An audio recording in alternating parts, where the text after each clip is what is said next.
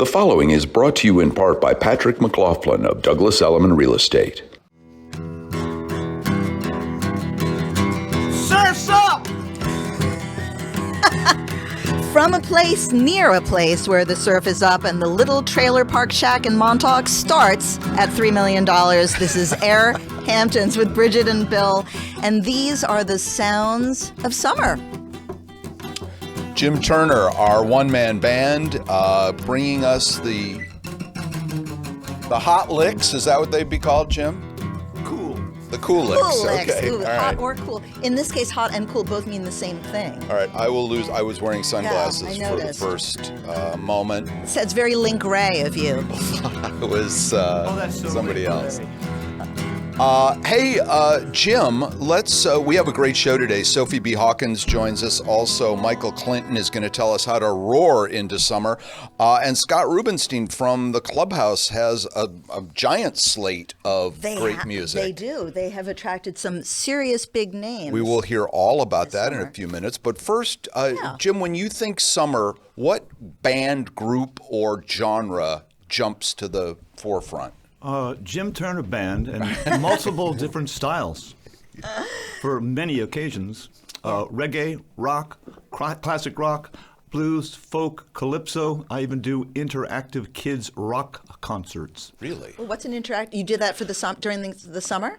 I've for years developed these interactive things. I like to support and acknowledge people, and at kids' parties, which I've done a lot, I evolved my own thing. I set So up. they throw Slurpees at you, or how interactive does it get? What it is that I charm people into being relaxed and have fun to do what they want to do, which is rock and roll. I get them on the mics and we jam.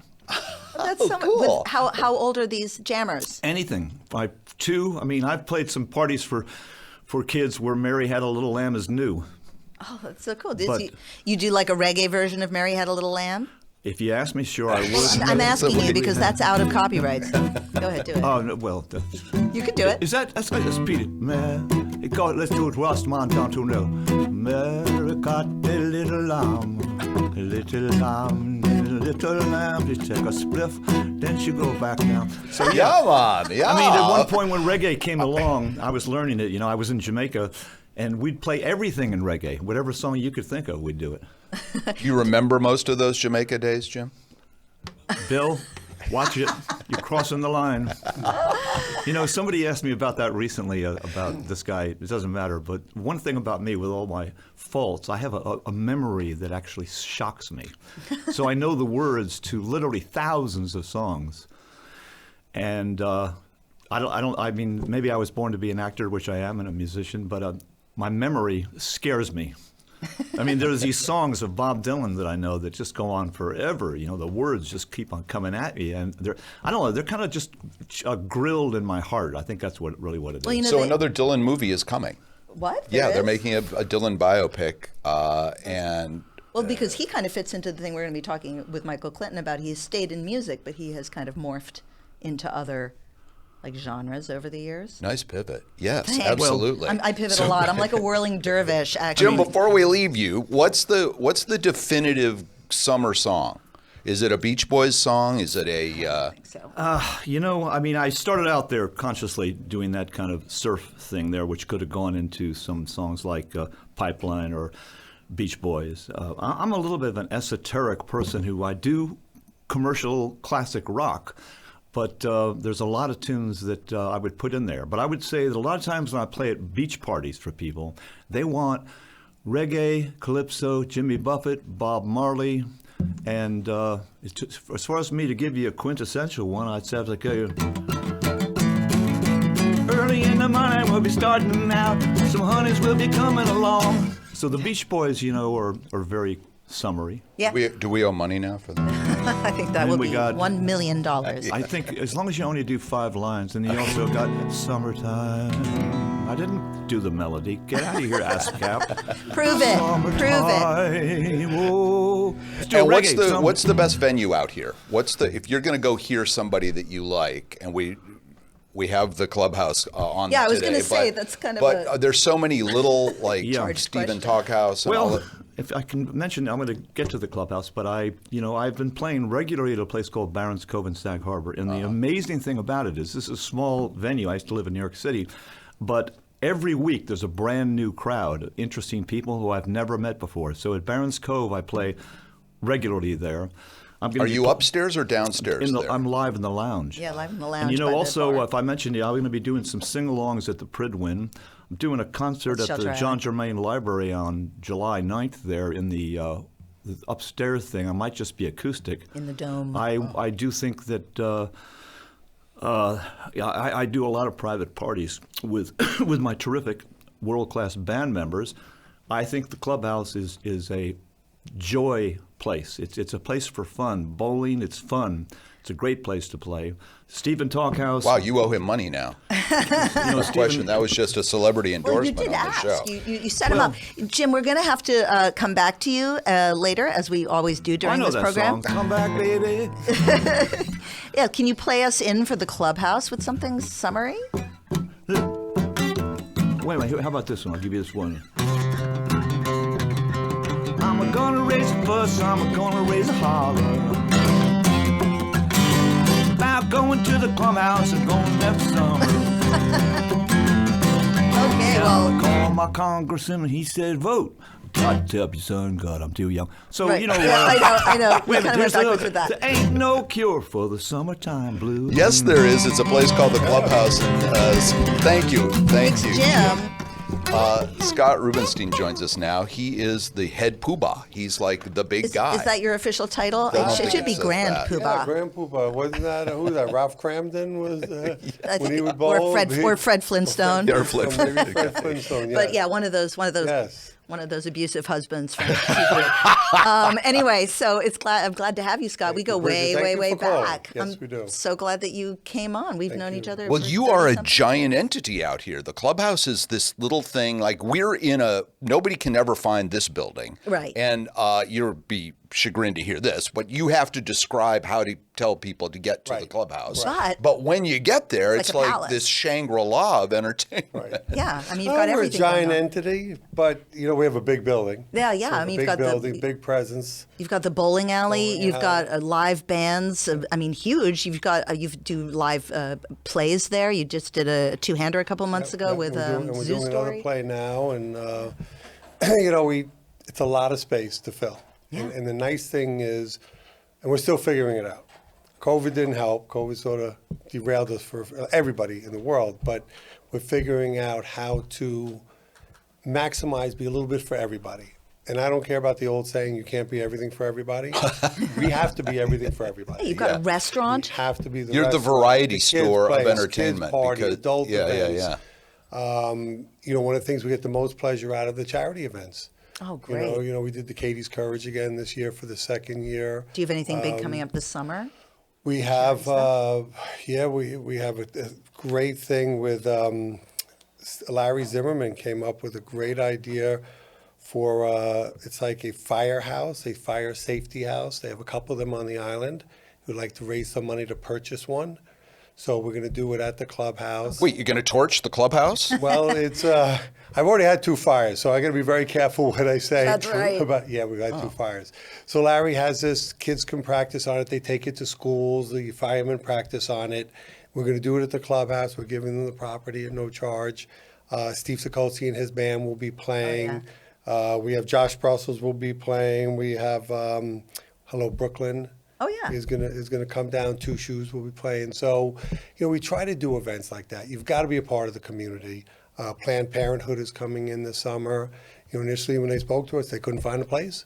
It was at that little time when no one wanted to admit they knew Planned Parenthood or didn't last summer. Yeah. And with everything going on politically, and we said we want to be your place. We want to have it here. We have a nice group coming out.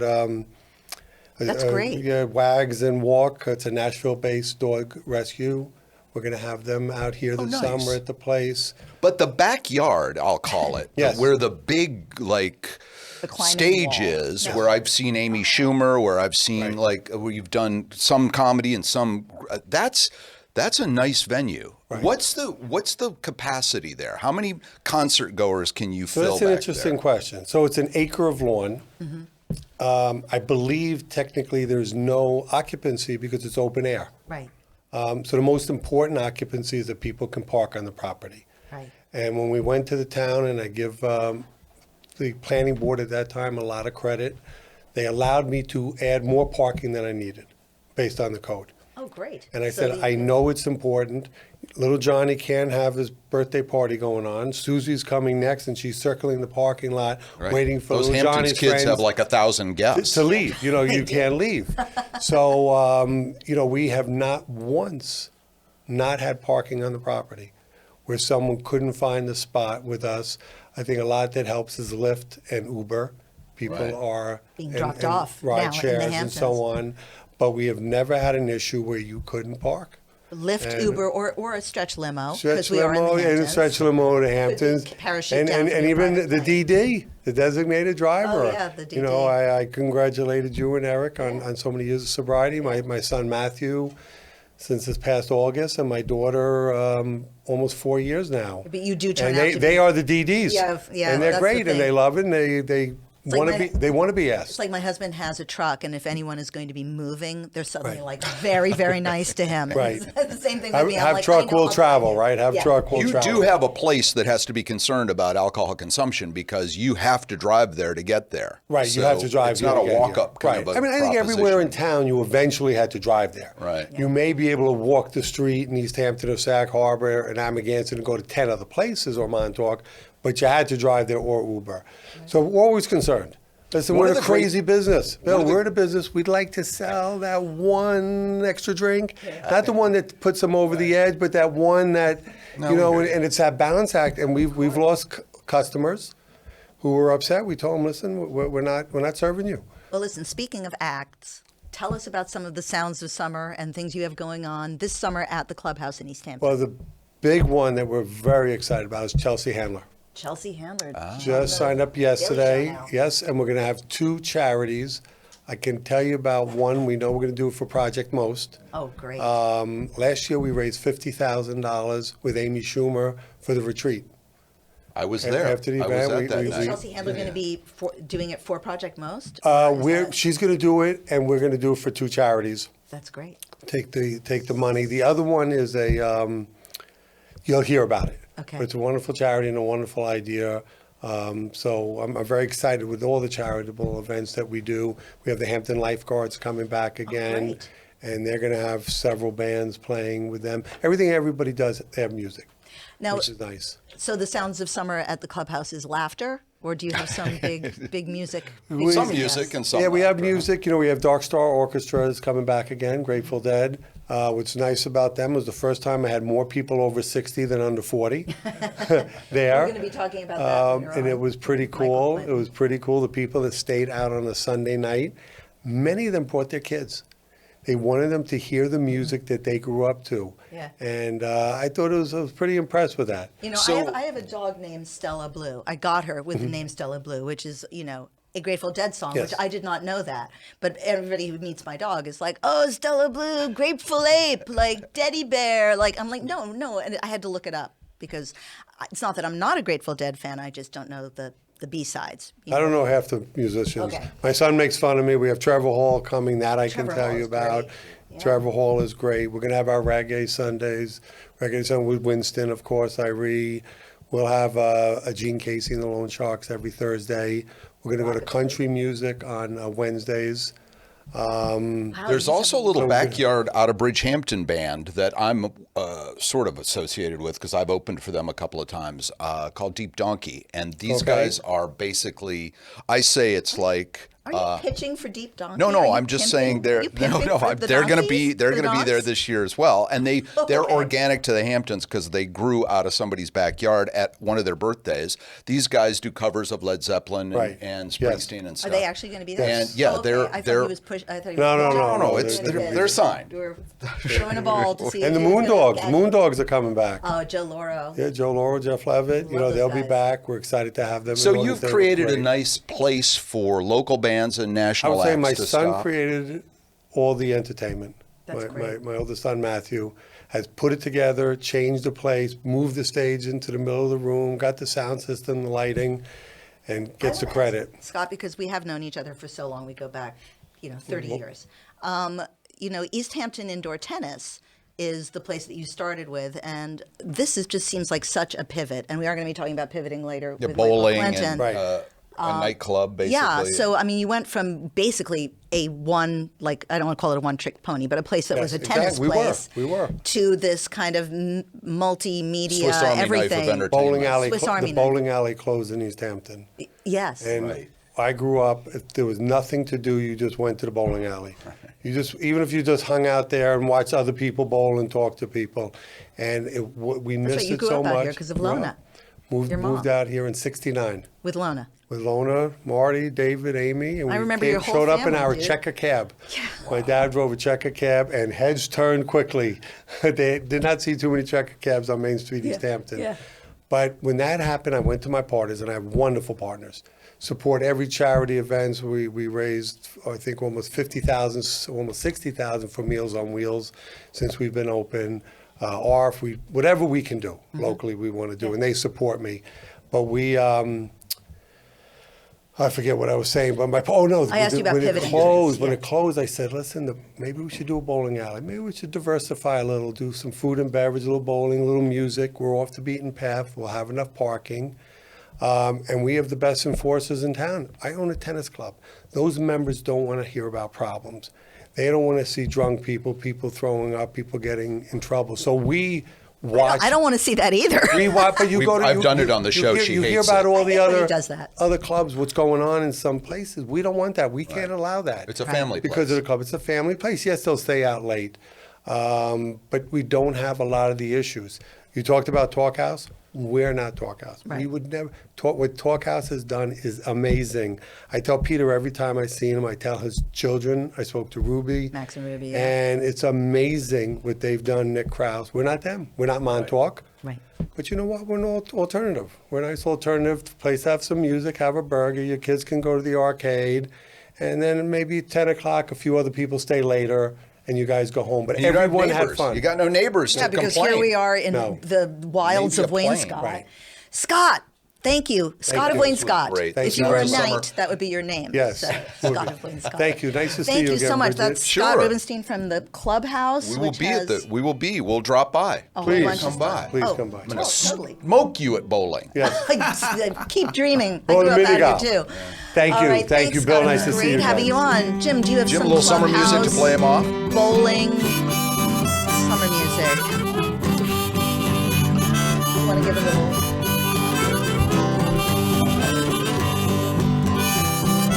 From, forget it, you'll never find this building. We're doomed. This is AirHamptons with Bridget and Bill, and now you're stuck with us too. Welcome back. Yes, welcome back. Remember those? What were they? Tarleton cigarette ads in the magazines with the people With who the had like people with the black eye eyes. See, everyone remember? I'd rather fight than switch Yeah. to keep their little cancer sticks. Well, we Yes. have the antithesis of that today. Yeah, where's We have this going? Well, yeah, exactly. I'm going into The sounds of summer is an iron lung. No, it's actually a roar. And I'm talking about this book by Michael Clinton, who is the opposite of fighting, like rather fighting than switching, because he's all about switching things up, especially in the second half of your life, before it's too late. I like the little warning. It's roar into the second half of your life before We're it's living too that. late. This show is that. We're the petri really? dish for Is this- that. is this the best Haven't we I- sort of started over? Is this the best I can do? I have no idea. I hope so. I hope Don't not. hold back. Anyway, Michael has a fascinating life. He's CEO and founder of Roar Forward and former president of the Hearst Publications, and has a pilot's license. He has run a marathon on Did you fly every here? continent. He's been to 174 countries. I mean, I want you to talk. So welcome, Michael Clinton. Really? I'm going to try. I'm going to try my best. I'm just very Hey, excited. welcome. that Great you're Thanks here. for joining Thanks. us. Hey, great to see you guys. We will both of you, change that, the great to be here All right. part. You just added 50 countries to my list. Oh, It's did 124. I? 124. Okay, well, I That's knew all there right. was 192. Yeah, there you so go. I- You've got a busy summer. We'll get to roar in a Yeah. second, but you are roaring into summer because you are all over the world this summer. Yes, I am. A big adventure hiking to the Everest Base Camp. and which we're Wait, gonna, back that up again and say it once more, because it's, people listening didn't believe Nepal. We're not going to the top of the mountain. We're hiking to the Everest Base Camp. Oh, which come is, on. Yeah, no. It's about a 9-day hike. We're actually doing it as a fundraiser. Hiking for Hunger Relief, which is part of our one of our efforts at Circle of Generosity, which is a foundation a group of us started a dozen years ago. A group of us, meaning Friends, 7 of us who started. We wanted to find ways to give back to individuals and families in need and for everyday needs. Saving them from being evicted or helping with health care. Or during the pandemic, we distributed $100,000 for food insecurity, including some local places here on the East End. It's amazing how many people were affected by food insecurity as part of the pandemic, but also every day. So helping our local neighbors here and around the country. So how does this work? Is it like March of Dimes? Like, do you need to get like sponsors? Like, can I put my name on a yes, little list? we're Circle of Generosity. 10 cents a mile. .net, and we're raising funds. Circleofgenerosity.net. Yeah, okay. and we'll be distributing to different organizations and groups around the country as part of our initiative. So that's the hike for Hunger Relief coming this summer, the big Coming to adventure this Nepal. summer. Food insecurity is what we wokey now call like people who need food. Yeah, hungry. They don't have enough. Hungry in America. There's a lot. Out Yeah, here too. A lot of people. But but getting back to the happy stuff, Yeah. you're going to Nepal to do this. Were you always an adventurer, or was this something that happened? Well, it's funny you asked the question. When I was 39 years old, I was the publisher of GQ. Really great job, but I was always working. I had a great family life, great personal life, great work life. But I was kind of like, I'm kind of boring as a human being because I wasn't really doing much else, right? The magazine has interesting stuff. Well, it does, but I was on a plane actually coming home from a business trip, and I said, I need to shake it up. So when I was 40, I decided to do 3 things. Take a flying lesson, which I'll get to in a minute, take a group of friends, and we went and climbed Mount Kilimanjaro, and did a race car driving course up at Skip Barber in Connecticut. And I decided to become a pilot and got my license here in East Hampton, learned at Sound Aircraft right here. around the corner here. Right around the corner, and did all my training and got my license there, which was great. And, I realized that I have this adventure streak in me. So when I was 40 and I did that, I said, my 40s are going to be my adventure years. I'm going to do all kinds of adventurous things. And it kind of stuck. And it's what I call a life layer. So since that day, I've done all kinds of mountain expeditions and hiking and marathons in every continent, as you mentioned, including Antarctica. Yeah, I really want to hear about Wait, that. go back to Kilimanjaro for a Yeah, second, because you right. went to the All over We the top. went to the world. top, right. You went to the top of We went to Kilimanjaro. Uhuru, which is the top, Right. the very top. Did it take a few days, and did you put one of those tents on the side of the mountain? No, it's not. Kilimanjaro is not as treacherous as you might think in images. It's It's a trail? It's a 5-day hike. The last day you leave at 11 p.m. and you hike all night long. Are you in get Kenya there. or Tanzania? Where do you leave You're from? in Tanzania, Okay. and you get to the top as sunrise is coming over Africa. So it's pretty amazing, yeah.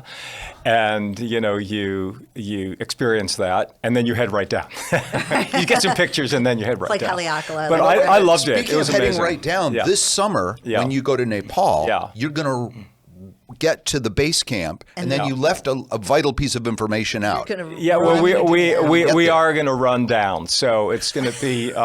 Like a marathon. Yes, right. It happens every year. It's called the Tenzing Hillary Everest Marathon, As in Sir Edmund. as in Sir Edmund, and this is the 70th anniversary of his ascent to the top, and this is the 13th year that they've done that marathon. So. Once we get to the base camp, we'll see how we all feel. Yeah, and in a altitude. perfect world, well, for those of you who know about hiking in high altitudes or skiing or heli skiing, if you take Diamox, it's a great prescriptive drug that gives you more oxygen into your bloodstream. Oh, really? So yeah, it's a good. I take it when I'm above sort of 14,000. I need it after a flight of stairs. Yeah, well, that could work too. That can work too. I might have some extra pills I'll slip to you. Yeah. But we'll see how we feel when we get to the Everest Base Camp. And then, they check you out. They check for your exhaustion, for all of the things. And then if it all goes according to plan, You're will gonna run down to 26.2. Namche Bazaar. Yeah, 26. point two. Don't forget the point two. 26.2. Don't forget the Jeez, point you two. keep Is forgetting the point two. it smooth? Are there rocks? There are in it? rocks. There are No rocks. No, It's there are rocks. It's a path. It's sort of ziggy-zaggy up and down. You know, I did a mountain run in Mongolia. We did a run called the Sunrise to Sunset, and it was all mountains and rocky. And so I got a little bit of experience. Most of my training runs, quite honestly, are out here, you know, flat. You know, Right, sea level. right. Or like you know, even most marathons are Right. flat with Stop for- hills. Stop for a latte Right. and a coffee Yeah, of the exactly. I'm time. imagining the ankles are the first thing you have to protect. Yeah, after well, I your do a feet. lot of. I go to a local place here, Core Dynamics, which you may know, in Watermill, and I have a great trainer, Zhao, who makes sure that my quads and my knees, and I think I'm a little more concerned about knees. Yeah. Well, you just got a but- free session based on that. Yeah, Thank there. you. Hopefully, Zhao, are you listening? Are you watching? We're going to show up. Thank you. Yeah. Well, listen, anyway. so do you mind me asking, how old are you? Yeah. Well, the reason I'm doing this year is that to celebrate my 70th birthday, Which is when? which is in August, I am doing the 70th anniversary. It all kind of worked. The universe told me this was the work. Right. You know, For people listening to this on the radio, we are sitting across from a 55-year-old man No, he looks very young. who Yeah, is thank you. about to turn Yeah. 70. So Yeah, no. Michael Clinton, who's the author of Roar into the Second Half of Your Life. So you had this, I don't want to call it a midlife crisis, but at 39. Yeah. Let's hope had it's something- midlife at 70. Kind of midlife awakening. No, We but call yes, it, yeah, an yeah, awakening. midlife That's awakening. much better. Yeah. I kind of had the same thing at Yeah, 39. I moved to yeah. New Hampshire and I bought an inn and ran it for 10 years. go. So there you go. Exactly, It's exactly. totally out of my Right. own idiom. Right. But now that you decided to put all of this to paper to help other people, tell about the, I guess, the conception and birth of this book, Roar. Yeah. Into Yeah, the second no, half of your thanks, life thanks. before it's too late. Yeah, before it's too late. You know, I had a 40-year magazine publishing career. I was on the team, a group of us, we got to launch Oprah's magazine and Food Network and HGTV. And What's we she have, like? She's amazing, totally amazing. That was the NDA and thing you teaches you to live your best life, truly. Right. She also is turning 70 this year. Oh, really? Yeah, But she's not you know. hiking with you to Nepal. She does a is lot she? of hikes, actually. She hikes a lot. Not you know, if you see her on She her looks Instagram great. feed. She's on the yeah, Yosemite, Yeah, absolutely. it's amazing. If you see her on Instagram feed, she's always looks doing some incredible Yeah. hikes. But anyway, we have 25 magazines and websites and all of that. And you know, I was kind of full. It was really a phenomenal career. I spent most of my career both at Condé Nast and mostly at Hearst, and was on the board of Hearst and had a great run. And I was kind of like ready for something. And everything I saw and read and looked at was all about like the big wind down. Oh, right. I'm like, this is crazy. I know Depressing. everybody I know is like raring to go. And when I started peeling the onion, what I realized is there's now a generation of us who are completely redefining the second half of life. Yeah. There are these agitated boomers who like to redefine everything, you know, sex, drugs, rock and roll, everything. And now they're redefining aging and living longer. And they are launching new careers and doing new entrepreneurial things. But as I was peeling the onion, what I really realized is that, you know, the construct that we were all handed is a really old-fashioned construct. Oh, yeah. Because the concept of retirement and all of that is move to a sunny state, play golf, you know, all of that was written in the 1930s when the government really created Social Security and then subsequently Medicare, and everybody was like, oh yeah, 65. Well, the life expectancy at the time was 62. Wow. And if so you're they were expecting you to die before Pretty you much. even They collected. never Social thought they pretty were much. going to have to pay off. there were seven I wish I could act surprised. There were 7.8 million Americans who were 65 plus. You know, that is now, you know, 10x plus. And hence we have Social Security issues, which is another story. But what happened is if you're 50 and healthy or 60 and healthy, you have a pretty good chance of living to be 90. Wow. Or older. I'm on the board of the Stanford University Center on Longevity, and they wrote a great new paper called The New Map of Life. The 100-year life is here. Today's 5-year-old has a 50% chance to live to be 100. So if you think 50%, about wait a minute, let me just- 50% chance, a 5-year-old a 5-year-old today has a 50% chance to live to be 100. Now, think about the lifespan and the life arc that we all sort of knew. School, work, retire. Yeah. It's all being blown to smithereens because you can do lots more. Well, people are also over living 50. a better life. It's not just Health about life, living. health they're, span. They're at optimal health. Right. Because I'm 60 this year. Yeah. And I went ziplining on my 59th you go. birthday last year. There you go. And I plan to do something extraordinary this year. I must be old guard because I'm 66 and I'm about to You're just fall over. You're just I'm Midwestern, done. I think. Well, you know what's interesting? I interviewed 40 people Yeah. for the book who I call them the reimagineers. And we profile all of them in the book. Like I noticed there was Yeah. one, like for example, there's a woman, I think her first name was Jean, who was a dermatologist. And at Yes. 55, she went back to school to become a veterinarian. Correct. Total different Total. career. Right. So it's not just like we were talking about Bob Dylan, like just, yeah, he's still a musician though. These are people who picked up and completely did something in a different Total direction. 180. Can you give us a few more examples, Yeah, Michael? a guy named Randy Boyd who owned a business in Tennessee. He owned PetSafe, which is your electric fence or whatever it is. And he Mrs. has that on me. Okay, there you go. He wanted to do something in higher education. And he got on a commission in Tennessee called the Tennessee Promise that allowed people of any age to go to trade school or community college for free. And it was a big hit. Mm-hmm. And flash forward, the governor asked him to be the interim president of the University of Tennessee.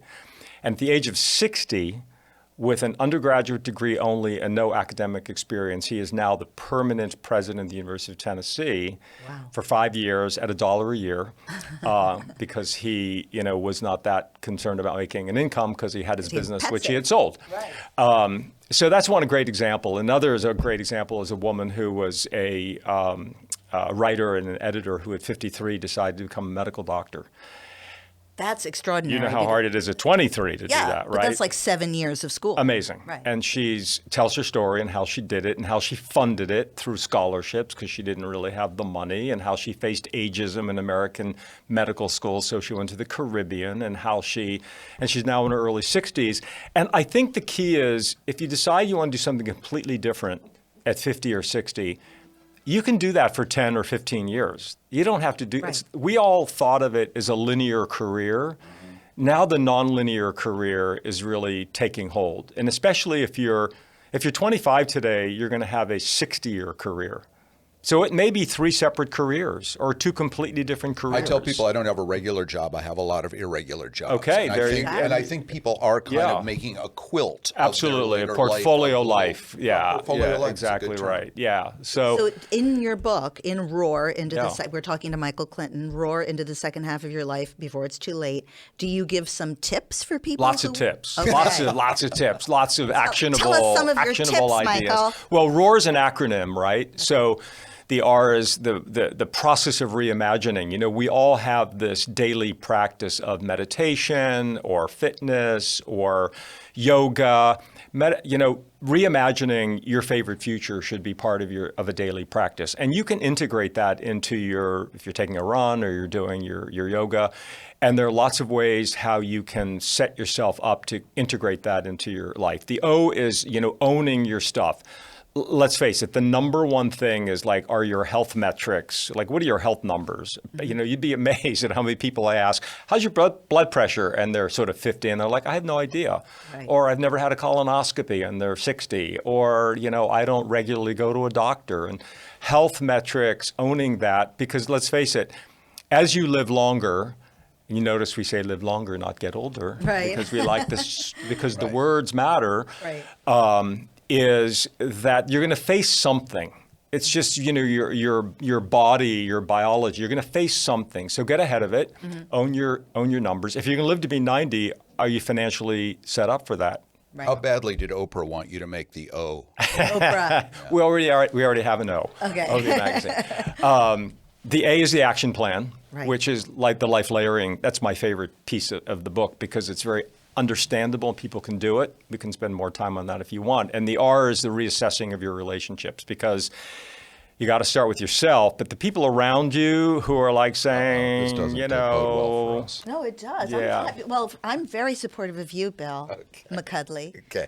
But yeah, no, that's amazing. And Well, we can spend a little time on the action because we have a few more minutes, and I'm people listening to this right now who can't run right to Barnes and Noble and get the book, what can Run you to sort of Barnes and start to Noble, or, put a you know, order little? it online. Can you start to put a little action list in your Yeah. head every day to get Yeah. to make goals for yourself or get you Right. to, Well, the life layering concept. Here, can I give Yeah, you please. for instance? Yeah. So after hearing you speak, and this is real and true, I enrolled into Ayurvedic medicine school because I'm turning 60 this year. I've always been fascinated with it. What would your advice be for me in terms of reimagining, owning my stuff, the action plan, and then?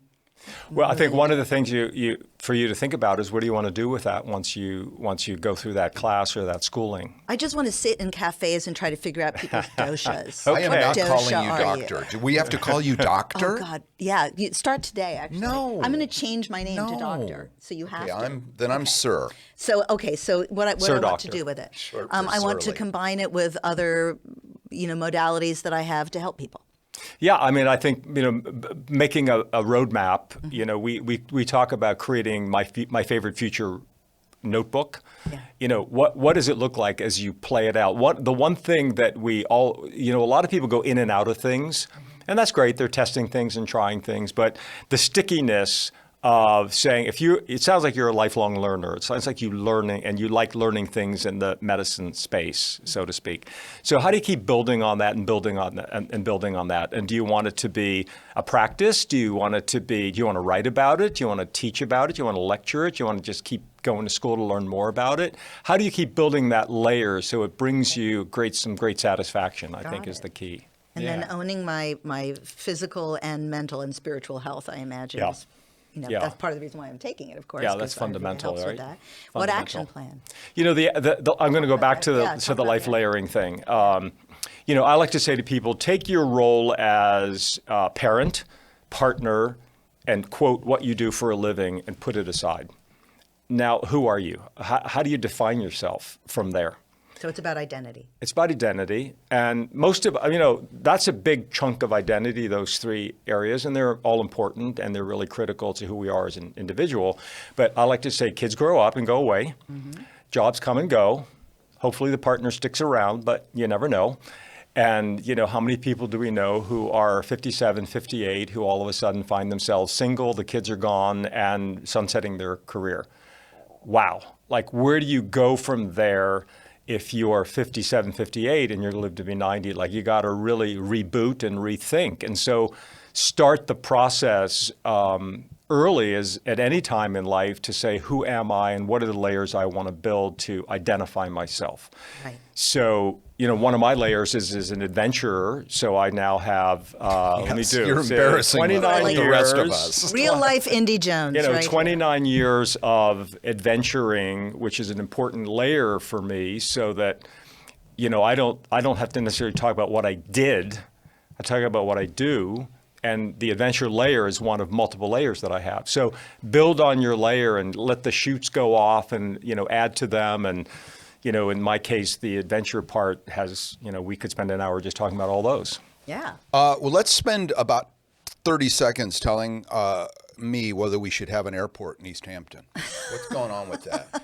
Where do you stand Well, on that? you If know, somebody I'm applies about it. Actional events now. Yeah, no, it's interesting. I guess I'm not up to speed on the traffic issues in the airport, which I think is one of the issues. But, I, as a pilot, and someone who learned locally in East Hampton, that was an important place for me. And there's not much else out on the East End. Montauk has a small landing strip, as you know. Right. I think the big concern Yeah. is that giant 747s will Yeah, well, of someday land course. here, and I don't think that's I ever don't Well, think that that's can't happen possible. because of the length of the runways. But I think it's important for communities to have operating small airports. Forget the recreational part and the sort of commuting part, but I mean, it's important just with regards to community. I mean, if someone has to be airlifted out or there's emergencies or whatever, I think it's important to have functioning local airports in communities all over the country. And this is a close one for us. What's the farthest you have flown on your own? Well, I'll caveat that by saying I flew the Skeleton Coast in Namibia, which I had to... Of course you did. But I don't even know what that is, and it sounds like a place. I'm like, No But idea. So you flew. But the there was another pilot in the plane, so I wasn't flying it by myself because okay. I was also taking pictures. Okay. But when I did my they call it the long distance, I flew from East Hampton to Poughkeepsie to let's see, where did I go from Poughkeepsie to Hyannis, Okay. and from Hyannis back. That was sort of my local long distance flight. Lap. Yeah. The little lap, exactly. And but I have flown, in the Caribbean and around the country. Have you flown down to Argentina? No, I have not. But on a 777, which is really the way to go. So totally, you are totally the way to go. part owner of a vineyard down there, or is it your own in Argentina? This concept is fascinating to me because I went to a little party out here in the Hamptons last summer, Right. And you and some of the other owners Right. We met got there. together to explain this concept. Tell everybody. Well, what it's not as fancy as it sounds, quite honestly. What's the name of the vineyard? So it's called the Vines of Mendoza, which I'll get to. But I went to my niece got married in Chile. She married a Chilean, and How's that going? they're divorced. Sorry. But that's okay. That's okay. Life happens. Continue. Hence the point Michael of life Clinton. layering. Right. She's now in Boston. She's an assistant DA up there, which is fine. But she went to law school up in Boston. Anyway, we went to the wedding. I'd always wanted to go to the Argentine wine country, and I said, let's just have a little excursion. So a group of us went, and it was Napa Valley 30 years ago. I was like, this place is going to explode. I got to get in somehow. So we have a mutual friend, Martha McCuddy, who was down there and found this interesting model that this American guy had created. And basically, a group of us got together and we bought the land and we outsourced everything to this vineyard. And we're very small and we're not losing our shirt. And we're not making any money either. But we sort of sell our grapes on the exchange. We sort of produce, a few hundred cases of wine every year. Which you it's can Mendoza. put your name on. We have our own label. It's called so Lechuza. people can What is it called? Lechuza, which is the female word for owl in Spanish. But you and I could go down there and Yes. have a little patch of this Correct. mountain And grow start our our- own grapes could. and make the sounds of You summer could. AirHamptons with Make Bridget grape and Bill. juice. We could Yeah, make grape actually, Like Van vinesofmendoza.com. You can check it out on vinesofmendoza.com. Vinesofmendoza.com. And I also, Michael, yeah. Michael Clinton, is there, besides this book, do you have a website that people can Yeah, find thank you. on? Thanks for asking. We're on roarforward.com. Roarforward.com. We have a free newsletter. We're doing all kinds of fun things. We're doing talks. We're doing events. Yeah, we're you're doing on a summits. worldwide- I'm on a speaking tour. I think people are really responding to this because they're saying, wait a minute, I'm 60 Right. and I'm like full of energy and I've got lots of things I still want to do.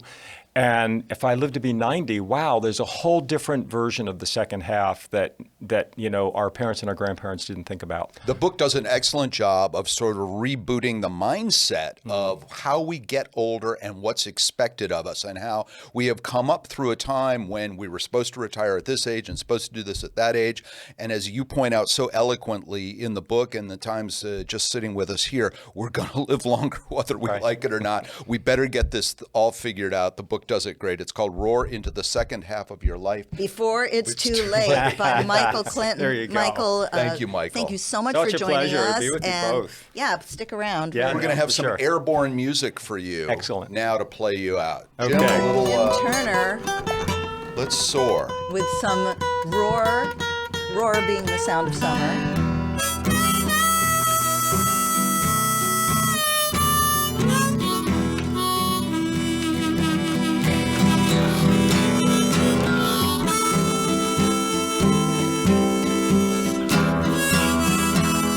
From a road I've been calling Industrial Park, but they took another look at it and removed the word park. This is AirHamptons with Bridget and Bill.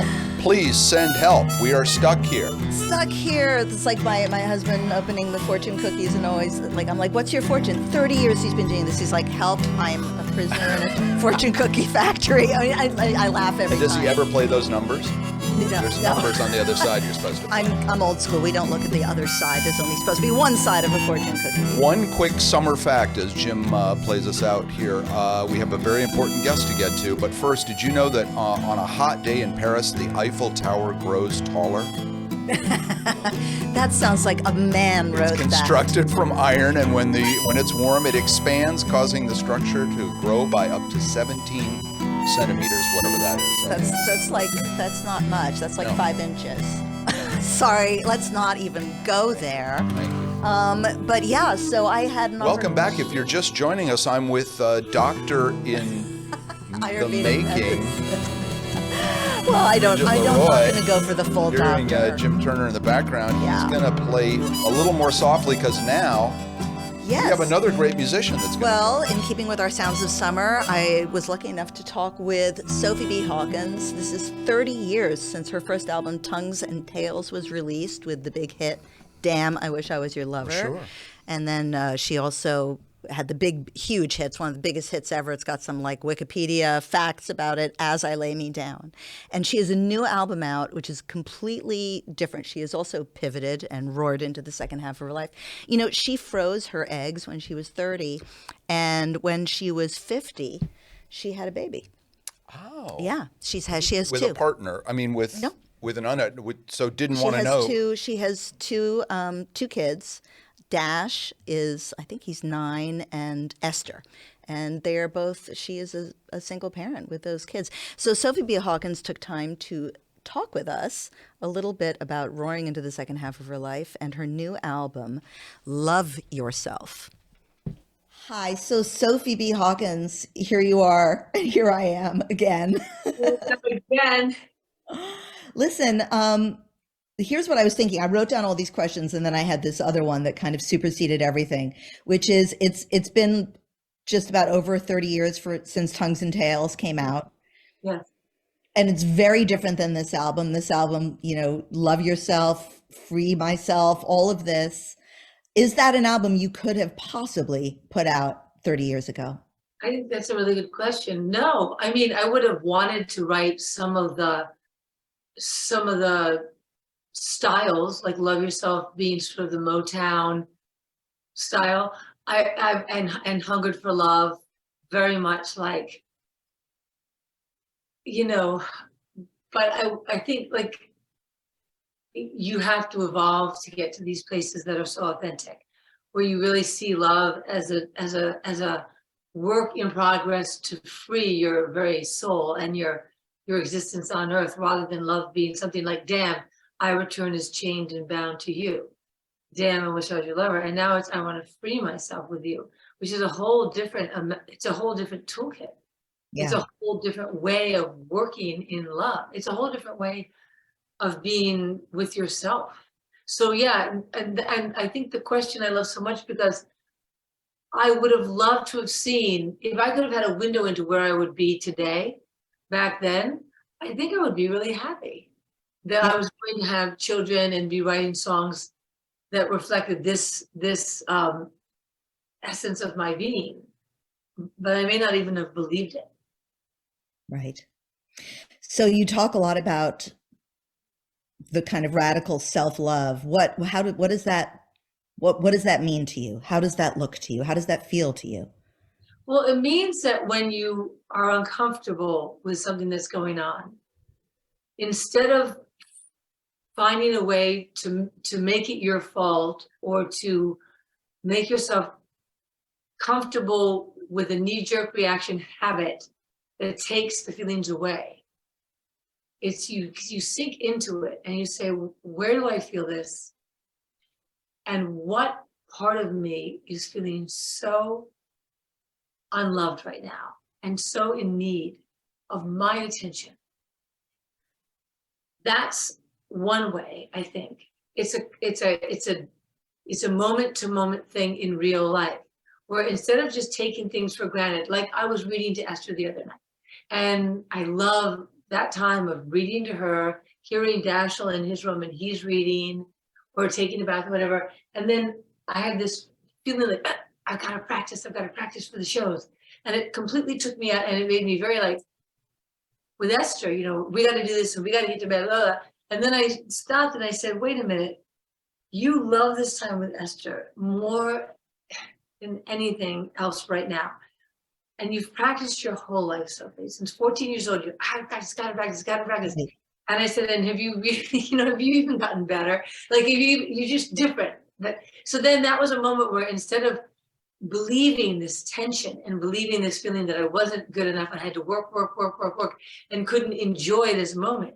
That was a moment of me saying, let me find the little Sophie inside that had never played an instrument, that wanted to get good at an instrument, that wanted to combat all those negative voices and forces around her and become a drummer. And I had to tell that Sophie, you are a drummer, you are a piano player, you're a guitar player, you're a well-known songwriter, you're beloved, and you don't have to practice. Right. Enjoy yourself right now. This is what you want. And then further I said, and by the way, little Sophie, your audience loves it when you're you. They don't care whether you play that scale perfectly. They care that you come out with your whole heart and tell a story about your kids or whatever. So that was, there you go. That's in practice. You call it self-love. And for me at the moment, it's a curiosity about yourself. So that when you feel like you're pushed into something by your very self, you stop and say, why am I doing this? I know that you were making music. I mean, you've been a song forever, but you were really making music. I mean, at 16, you were studying percussion and doing all of that stuff. What would you turn around from the knowledge and wisdom that you have now garnered and just the life experience? What would you say? What advice could you give to that Sophie who just wanted to be the best percussionist in the world, who had a vision? What would you say to her?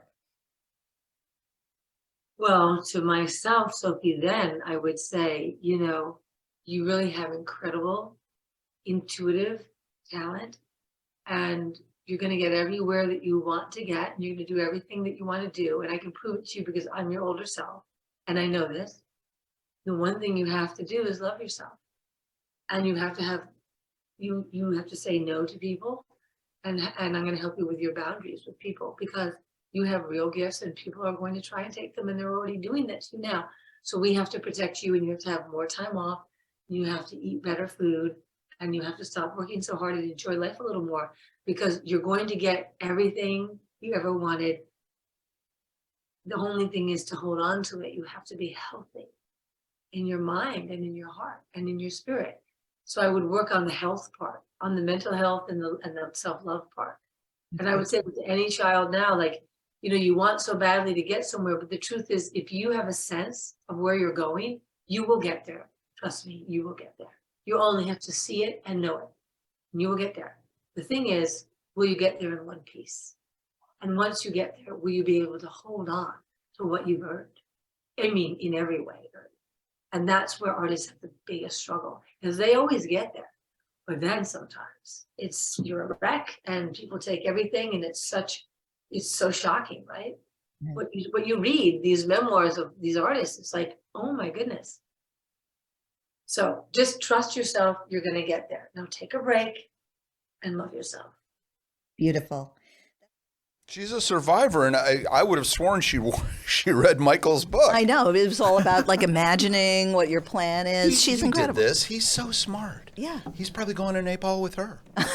Sophie, they're going to be running down Everest together. 26, how many miles? 26.2. That's right. That's a marathon. There's a 26.2 miles you will never see me on. By the way, some of your questions to her felt doctoral. Oh, so it's really starting to kick in. Oh, gosh. You're really never going to let me go on that one, are you? Don't touch that dial. Does anyone have dials anymore? I don't. If you're in a Only the 48 show. Buick, don't touch anything. This is AirHamptons with Bridget and Bill, and we need your eyes on the road and your ears right here. A lot of people listening right now are driving back into the city. It's Sunday. Yeah, They're going into listening on WLIW FM. And we are recording here at the gorgeous LTV. Downtown Burbank, LTV. A bunker in the Hamptons. It's been another episode of AirHamptons with Bridget and Bill, and I guess we'll see you again next month. We'll see you next time. In the meantime, the last cut on the album. Jim Turner, thank you. You have a great summer, sir. Hello, sunshine. It's good to see the sun again. Hello, sunshine. It's good to see the sun again. Yeah, and long breeze and long feels like a rim. Let's go. Hey, could you get me a glass of water, please?